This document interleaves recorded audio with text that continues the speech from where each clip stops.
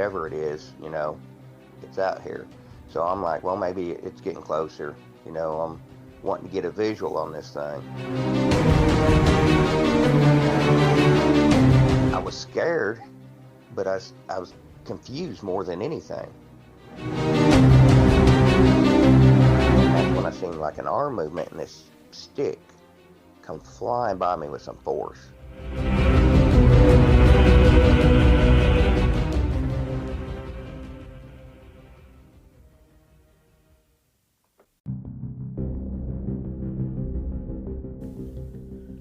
This is the Cryptic Creatures Podcast. I am Brian, and with me, as always, is my co-host Todd. What's up, buddy? Hey, man. How you doing, bud? Oh, man, great. Excited again about another great show. Dude, we got another Indiana encounter. What the heck? A little closer to us, around about Lafayette. Yeah. I mean, you think of Indiana, and, you have Brown County south of Indy. You'd think down there for sure. I mean, there are encounters that happen down there. But, again, we've got one north of Indy, and it's like, okay. Let's hear it. I know. Crazy. Man, we're maybe right in the heart of things that we never thought we were. Might be, yeah. So we're going to bring Matt on to talk about his encounter. So let's just not waste any more time and get him on here. Let's get him. All right, here we go. Matt, welcome to the show, man. Hello. How you doing? Good to have you. I'm doing good. How about you guys? Doing good. Doing good. We're doing good. Thanks for coming on and talking. We appreciate it. No problem. So, Matt, why don't you tell us a little bit about your background before we get into your encounter and some other things that happened to you? Where are you from? What do you do? What's going on with you? All right. I'm originally I was born and raised in Lafayette, Indiana. I actually grew up just outside of Lafayette going towards the Wabash and where the Wabash-Tippecanoe River meet. I'm not sure if you guys are familiar. They call it River Junction. Yep. And we're familiar. Well, that's where I was born and raised, but of course my family's from the South, and I lived up in Indiana for 22 years, and I've been down south now for 24 years. I live in Virginia right now, currently. Okay. And I've been researching cryptids and other phenomena since 1996. Whenever I had my first encounter, I run Mountain Empire Cryptid Research Organization. Okay. That's my part-time. It's my part-time job. As I always joke around, I'm actually a operations supervisor for a medical company called D Royal, and it's funny because everybody, I've been out there for 24 years, and we have these meetings and everybody kind of jokes around. They're like, so you monster hunt on the weekends? And I'm like, well, somebody's got to do it. Right. And they try to make a mockery of it. It's kind of funny, but I'll ask them, have you ever seen a monster? They're like, no. And I'm like, you're welcome. So how old were you, Matt, when you had your first, or your visual? You've had a visual encounter and you've had some other things going on, right? How old were you when you had that visual encounter? Well, I was 21 when I had the visual encounter. Mm-hmm. But now, whenever I had the visual encounter, I had other encounters prior to that. Okay. But I didn't know what it was. Okay. Why don't you tell us a little? I didn't believe in, yeah. You didn't believe in Bigfoot before you had this going on, but what was going on before you had your encounter? What was happening? Well, it was probably the late 80s into the early 90s is when we started hearing screams. Now, I'll kind of give you the background here of the area that I lived at. Lived right next to Sugar Creek, and it ran into the Wabash River. And the Wabash River, right after the Wabash River, runs into Tippecanoe River. So there was a creek right behind the house. We lived down dead-end gravel road.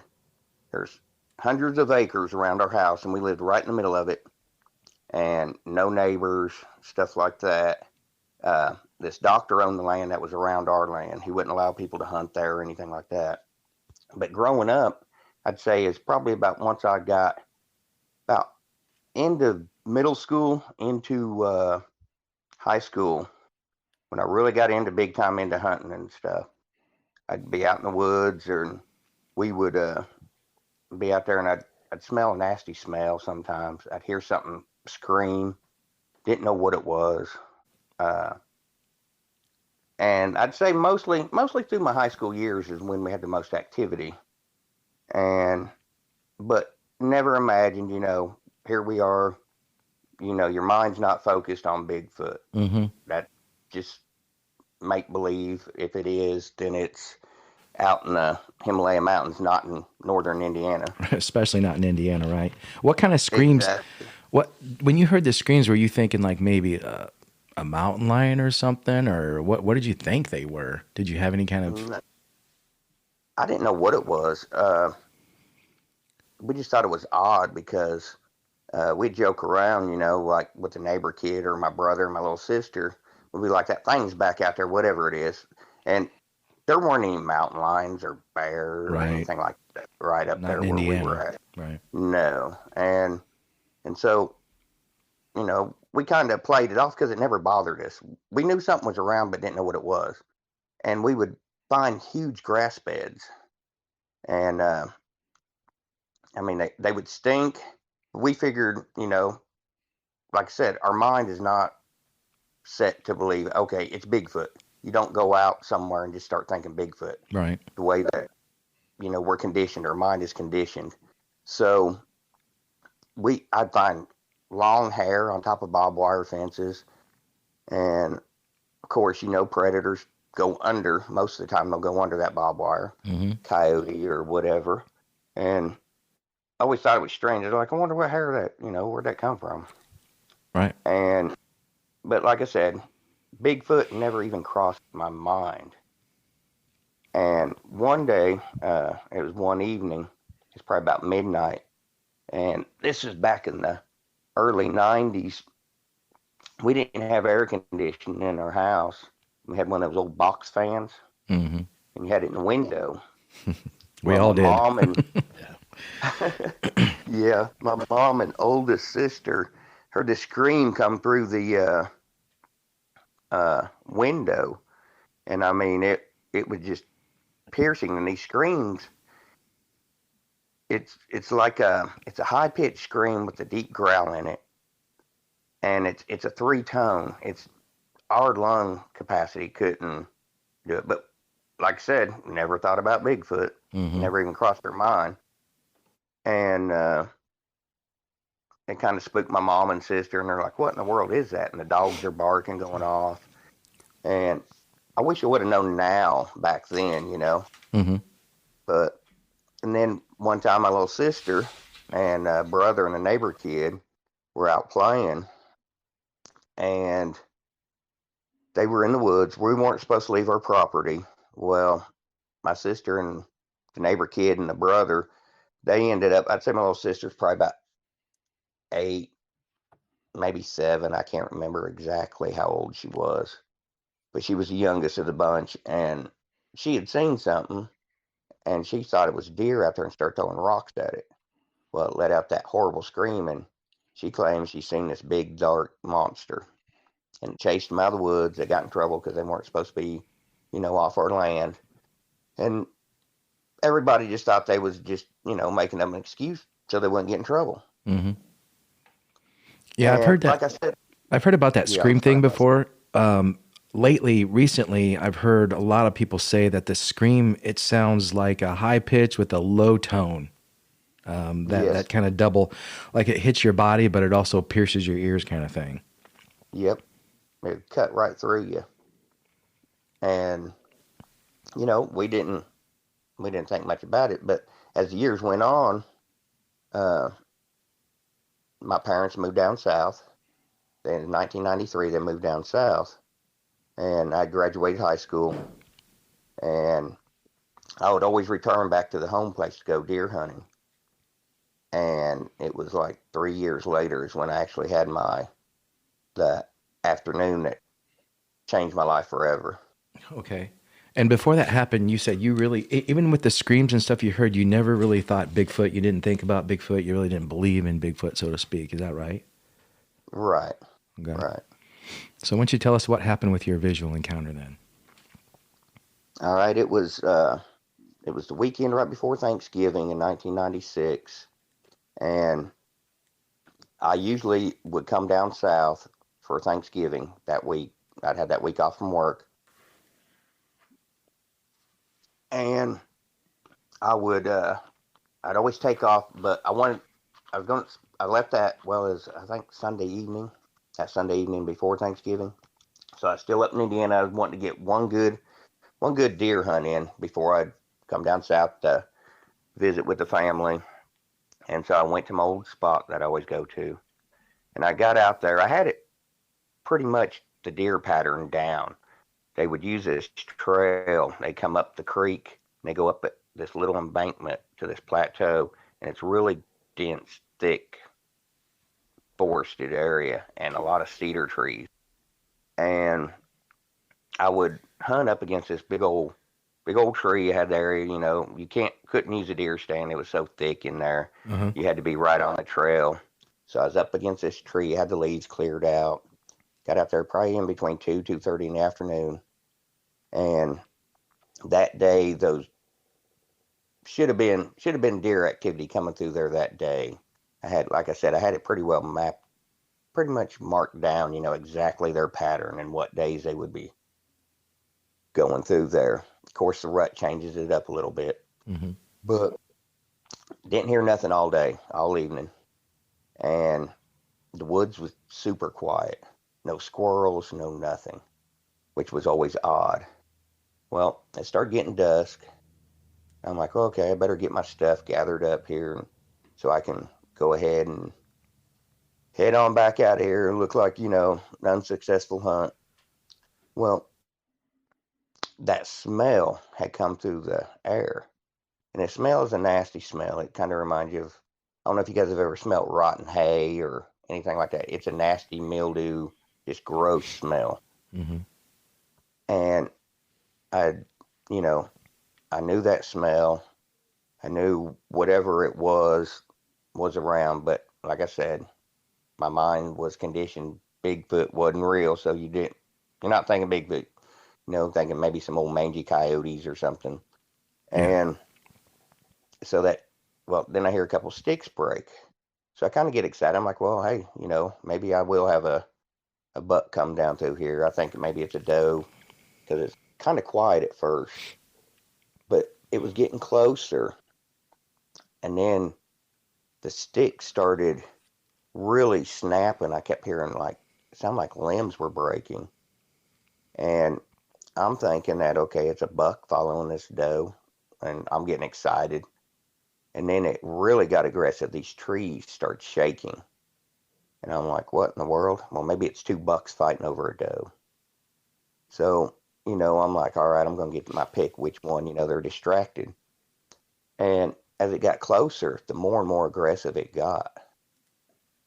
And all of a sudden it let out that scream, that blood-curdling scream. It's a high-pitched scream with a deep growl in it.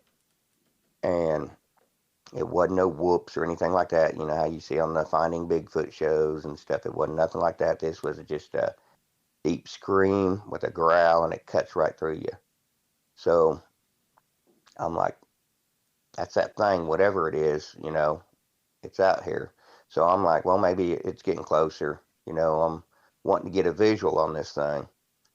And the trees just really started popping and snapping.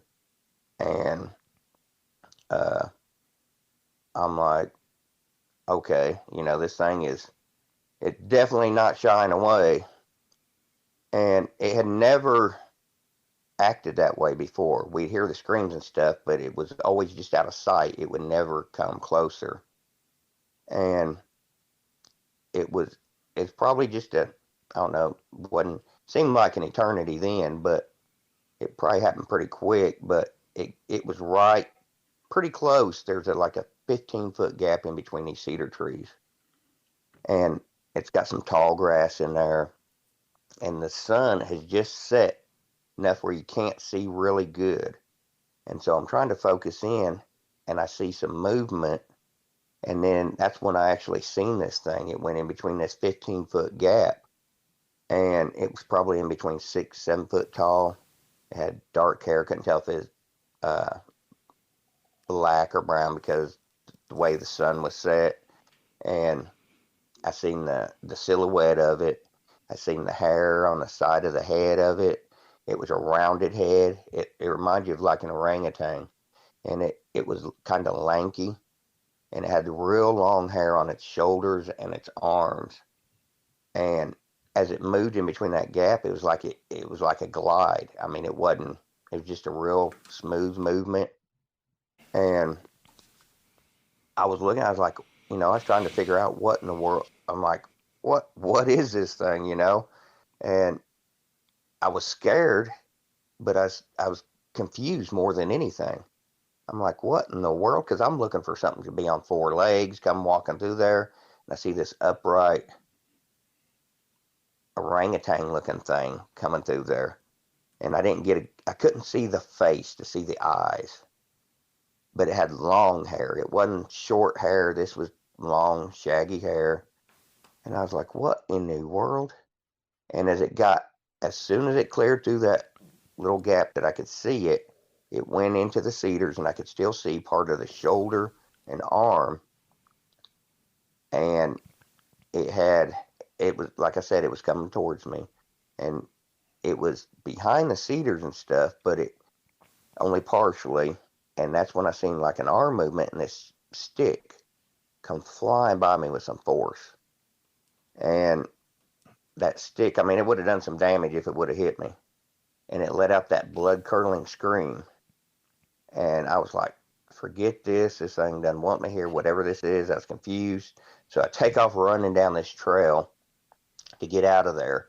And I have to slow down to cross the creek. And as I'm slowing down, I turn around to see if it's behind me. Then I'm thinking I may have to shoot. I may have to try and, if this thing's coming at me.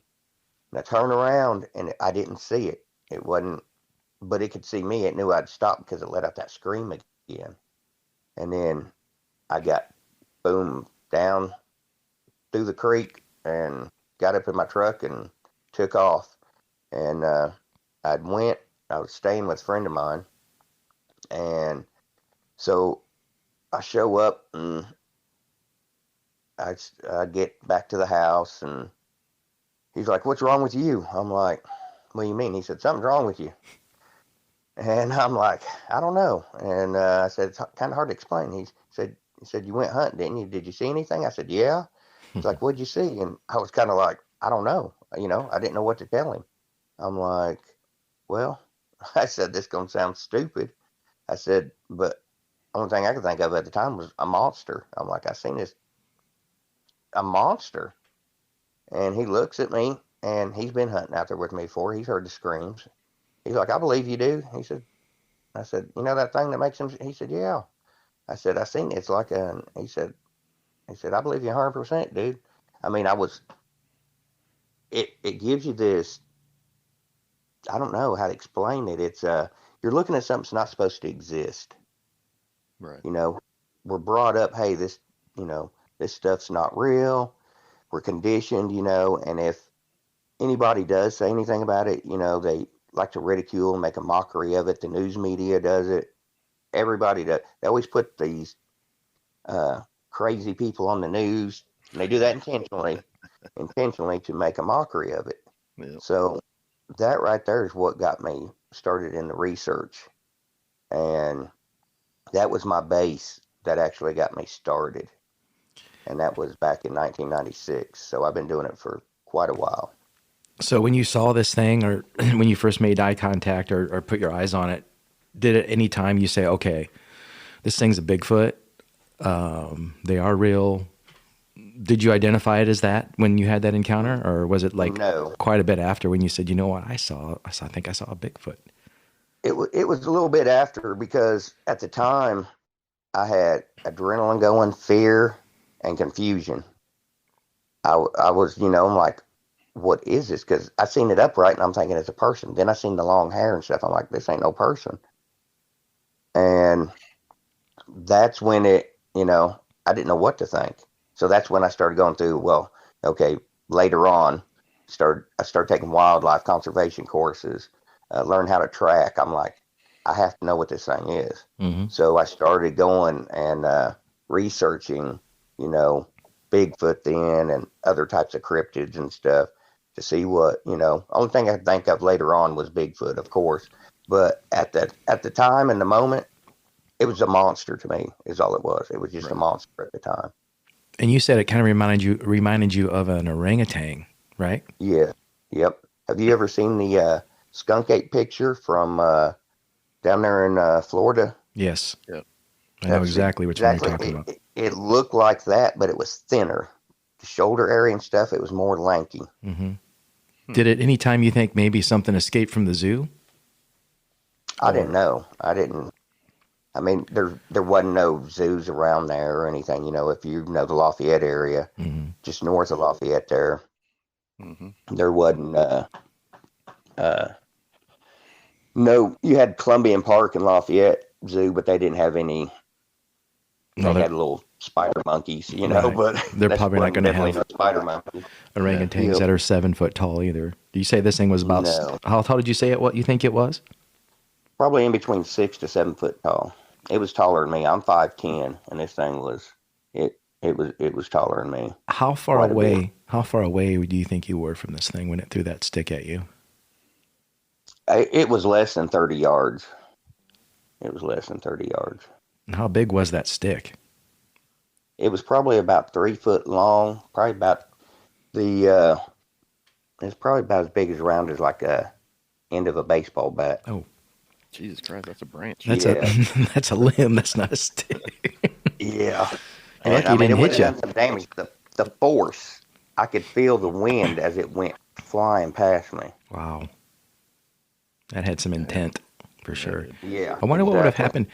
I mean, you hear about Bigfoot throwing rocks and sticks at people all the time. I'm pretty sure at one point, one of them's hit somebody and done some damage. I mean, how do you explain that to, you know, officials or whatever? Do you say, yeah, Bigfoot hit me with a rock or Bigfoot hit me with a stick?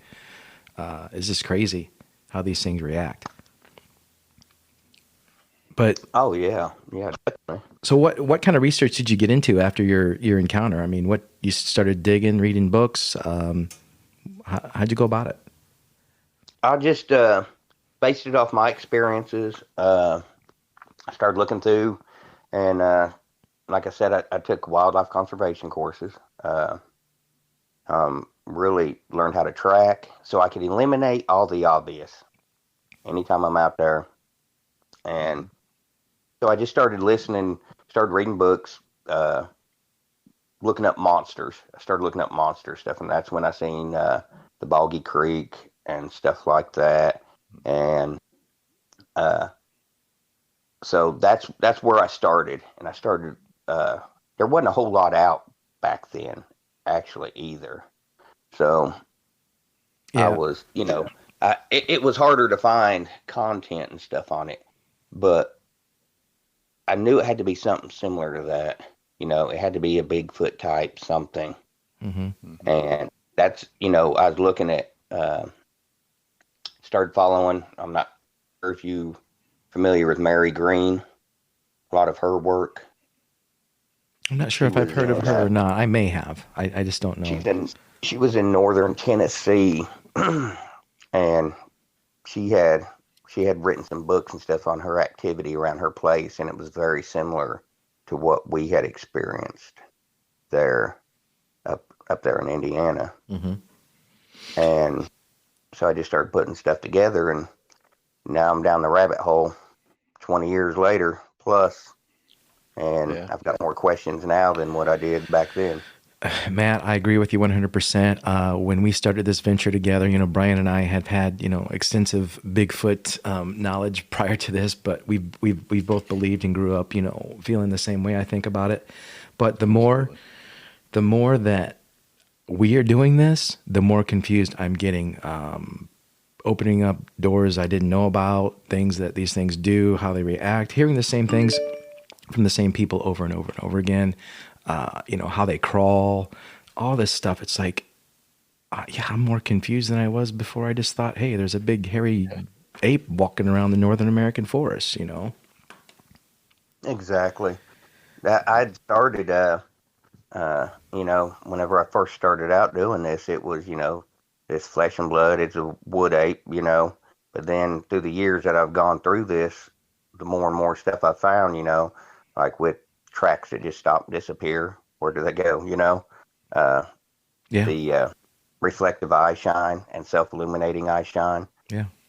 Most of your primates don't have reflective eye shine, but I get a lot of reports of just red glowing eyes. So that's self-illuminating. You're not shining a flashlight on it. You just see a set of eyes just light up. So that means it's a high energy being. Yeah. So I've had to go down the route with the whole quantum, everything. I mean, it's been a journey, that's for sure. Well, I'll tell you what, if these things aren't paranormal or, kind of out of this dimension, they've got some kind of special power senses that we don't. Just all the stuff I'm hearing about how they're elusive and everything, and where do these things go? It's just crazy to hear about it again, and we hear the same things, over and over and over. So it's just ironic that these people and even yourself are saying the same things. So it's just crazy that there's something about these things. Why do you think that, Matt? Why do you think that Bigfoot hasn't been acknowledged as a scientific, or through science as a real creature? It's being covered up. The government is covering it up. Mm-hmm. Back in 2003, it was in La Follette, Tennessee, in Jacksboro, Tennessee. Little town is La Follette there. And I actually work in Tennessee. And for 2 weeks straight, 2003, the end of October, 1st November, there was every day on the news sightings and reports of a Bigfoot in the area, there in that area. And I had, so I started nosing around doing some investigating. A couple guys that work for me lived in that area, and they said, man, you need to talk to this one woman. So all of a sudden, after 2 weeks, they take it off the news. I mean, we had people, they put, these people out there on the news, had the interviews, where they're out there, and they're like, Bigfoot was right out there, and he threw this kitten at me, and, he went out there in my yard. They put so they can make a mockery of it is basically what they're doing. Yeah. And so they put all these people on there so you can laugh at them, but they don't put, the pharmacists that come to me, the doctors that come to me that I research with, them type people. They'll never put anybody with any credibility on the news like that. No. And, well, after 2 weeks, they took it off the news. It was completely gone. I'm like, well, they covered that up pretty quick. And the guys that work for me, they told me this woman that they had seen, and I'll keep her identity private, but she was telling me that the sheriff of La Follette, Tennessee, and had about 6 or 7 guys showed up at her door, and they looked like a SWAT team had told her that keep her animals inside, that they was going to kill it. And she's like, why are you guys killing it? And they said, they're a nuisance. They want them gone. And supposedly they had went back out there and they'd shot it. And she said it fell in the back of her field, and these helicopters took it out. Now, the guys that worked for me confirmed that there were black helicopters in that area that day. They had seen them. Interesting. Why they're covering it up? Mm-hmm. Why they're covering it up? That's $1 million question. Mm-hmm. I have some theories why the government covers up the existence of Bigfoot. I mean, I think that, Brian, you and I were talking, these things are elusive enough, let alone if they're covered up on top of that. That's why people don't know they're real. But I think the government covers it up because, the logging industry, for one, people would declare these things an endangered species and no more logging. I think it would hurt the tourism. Right. I think people would freak out and not go hiking as much or camping as much. Maybe you'd have a flood of people that would more and just, be out there shooting off guns and killing each other, thinking they saw Bigfoot, something like that, some kind of code or something. And I think it would change history. Period. I think it would change. Most certainly. It would change religious beliefs. It would change a lot of things in history if the government came out and said, "Okay, Bigfoot's real. Here you go. Bigfoot and aliens. There you go. We're done." Shoot evolution right in the ass. Yeah, that too. Yeah. But the fact is, thousands and thousands of people are seeing these things, and talking about it. And like I've said this before, if one of those stories is real, if one of those stories is true, if one of those people are telling the truth, which I believe most of them are, these things exist, and they're out there. So, Matt, what do you think Bigfoot is? Do you think it's a spiritual creature at all? Do you think it's just flesh and blood out there? It's been around as long as man has, before man. What's your thoughts on it with all your research and all that? I believe you got different types. I believe you've got the flesh and blood type. I believe you've got, everybody always wants classified as Bigfoot. If they see a big hairy animal or a big everything, I believe you got different hybrids of it. You've got, like I said, the whole UFO and Bigfoot sightings reports together. You know, you got 20% of your sightings of UFO and Bigfoot, same area. I believe you've got different types. I believe you got some that are, like prehistoric man. You got some that are, just more, I guess you could say more domesticated than what, some others are. But the one that I encountered, that right there was definitely, it was a primate. It was a flesh and blood creature. But I've come across, these other beings that are, everybody always, like I said, they always classify it all together as Bigfoot. If it's a big, hairy animal. But I believe you're dealing with different things. Mm-hmm. So, yeah, it's kind of hard to explain. We kind of feel like there's a human type and an ape type, or, those kind of spectrums. And beyond that, who knows? I've heard people describe it. A lot of people, when they describe it, they say it wasn't like the Patterson film. It didn't look like that. So maybe the ones in the Indiana area or the eastern part of the United States side are looking a little bit more that way. Well, see, the fall at Tennessee, they had a picture of Patty and they had a picture of the skunk ape from Florida, and all the witnesses said it looked like the orangutan skunk ape type. Yeah, right. I think they tend to be that way. So maybe more on the eastern side of the country, it's skunk ape-ish. Mm-hmm. Could be. Probably is. Sounds like it is. Sounds like it from everybody we've talked to so far. Matt, do you ever think that, Bigfoot's going to just come out one day and the government's going to say, hey, this thing's real, here it is. Why do you think, on top of that, and why do you think that these things are so elusive? What are they, are there not enough of them? However, it seems like people are seeing more and more of these things as time goes on. What's your thoughts about that? Well, I think there's not that many of them. I think they travel to waterways and cave systems. The one thing I did notice when I was up in Indiana, we never had any activity from probably around Christmas time all the way up until about springtime there in our area. There was no tracks in the snow, no screams, nothing. Never remember any of that. Now, whenever we would start, I believe those things moved in there whenever it got spring, when started looking for mushrooms, and then when raspberries come out and stuff, they went there for the food source, and they travel along the creeks and stuff there. Right. And That's I believe interesting. that I believe that they move around. Like I said, there's not that many of them. And if you go what people like to call the woo side, the interdimensional whatever, then I believe, you got these things moving through,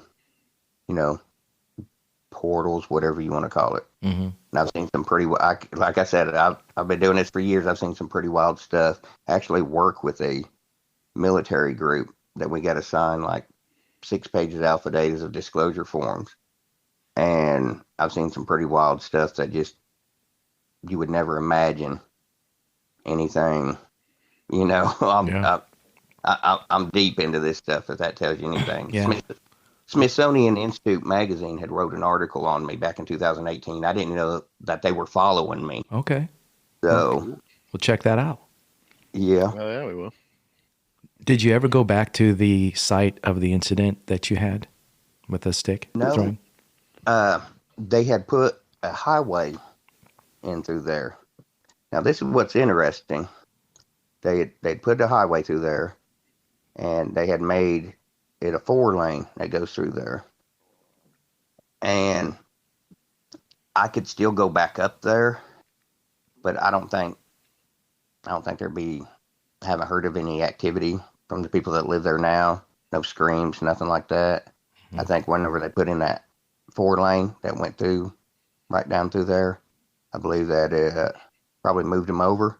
But this is what's weird. Okay, they kept wanting to put a lake in there. The government did. They kept wanting to put a lake right there. Now, where all these things are at, you've got like land between the lakes. They moved everybody out of there. You've heard the Beast of LBL. The government, you've heard, of course, Helltown, Ohio. Government forced everybody out of there. Yeah, I've heard about that. All these areas back in the day, that government could just say, hey, you guys are getting out of here, and force people to leave their homes, even against their will. Now, in that area there, they were wanting to do the same thing. They were trying to make it a lake. And I checked, I think it was last summer, they was wanting to make it into we fought it then. I remember, the community, the people there had went and protested and stuff. But there's a lot of new laws now that protect, the homeowners now compared to back in the 60s and stuff. But now they're still wanting to put a rock quarry in that area now. It's kind of odd. It doesn't make no sense right there. Yeah. That close to the Wabash River. Mm-hmm. Yeah, what's their point of it, I wonder? I mean, what are they telling people they want to do it for? Exactly. It doesn't make sense. Well, Matt, we appreciate you coming on and telling your encounter and the other stories, man. It was very, very fun, very cool. Yeah, for sure. And keep up your research for sure. And if you see anything or hear anything else, you got to get a hold of us and let us know what's going on. Keep in touch. Let us know what's happening. Yeah, I've got all kinds of stuff. Like I said, that's just a tip of the iceberg. And is there a Facebook page people can go check out your stuff? Do you have a Facebook page or a group out there or something like that? What's it called? Macro. It's Mountain Empire Cryptid Research Organization. Macro Mountain, you said? It's Mountain Empire. Okay. Cryptid Research Organization. Okay. We will check it out, and hopefully others will too. All righty.